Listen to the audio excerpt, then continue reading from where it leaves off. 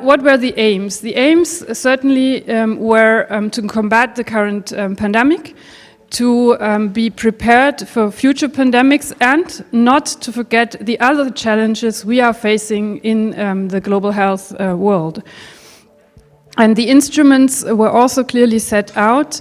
What do we need to do that? We need clear and sustainable structures. We need funds, and also, and this is very important here for all of us in Geneva, we do need equity and international solidarity. Let me first say by expressing the commitment of the government of Indonesia that the G20 should be an action-oriented and provide concrete solution and deliverables, and not creating a new problem. So it has to become a problem solver rather than a problem initiator. So that's why our presidency focuses more on priorities that hopefully will assist the world in recovering stronger. As the Indonesian Minister of Health yesterday in this remark mentioning that strengthening global health architecture is a key priority. We started on a journey to connect everybody. So as of today, 100% of every single clinic, hospital, pharmacy or healthcare provider or prevention element is being connected to our health information exchange. We call it the Malethi. Now it's a prime investment that we took on, and took on we feel successfully. It's one of the, I think that limited number of ecosystems globally to have that. But it came to the fore, and I can categorically say it was one of the main elements for a successful COVID-19 response. I think with the different ranking, it identified Abu Dhabi as one of the best cities in response. So we continue to have one of the lowest mortality rate globally in COVID-19, about 0.2%. We continue to have a true flattening of the curve in terms of infection rate, and all of that got achieved with a 0 day of full lockdown.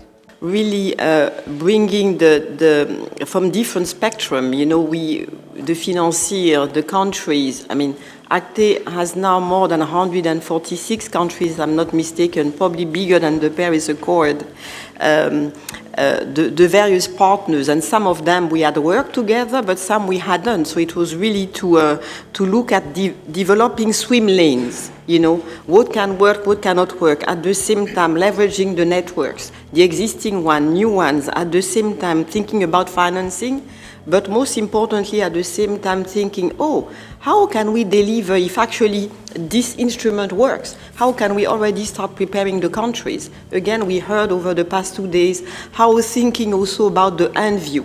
And it was really having, I think what's unique here, it's really having an end-to-end view. You know, from the development and the financing to how you deliver. And of course, bringing also the pharmaceutical industry, different type. I think what it brought is, you know, information indeed, but just in time information, because the issue was speed, we have to remember, uncertainty, and being able to pivot.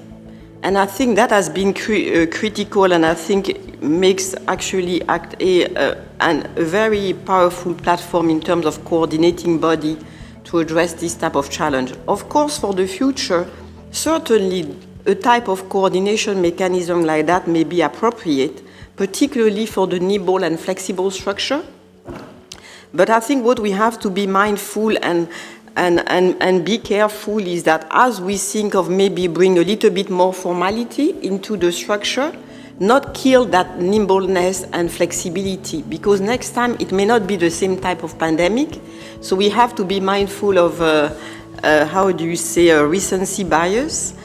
So the key is really to have that nimble, flexible structure that can bring all kinds of partners, including the private sector, including technology companies with whom we work with. Something which many people forget is that COVAX and the COVAX coordination meeting was actually conceived before the ACT-A principle was conceived. And I think one of the elements in terms of future global pandemic architecture, which I consider is really important, is the notion of subsidiarity.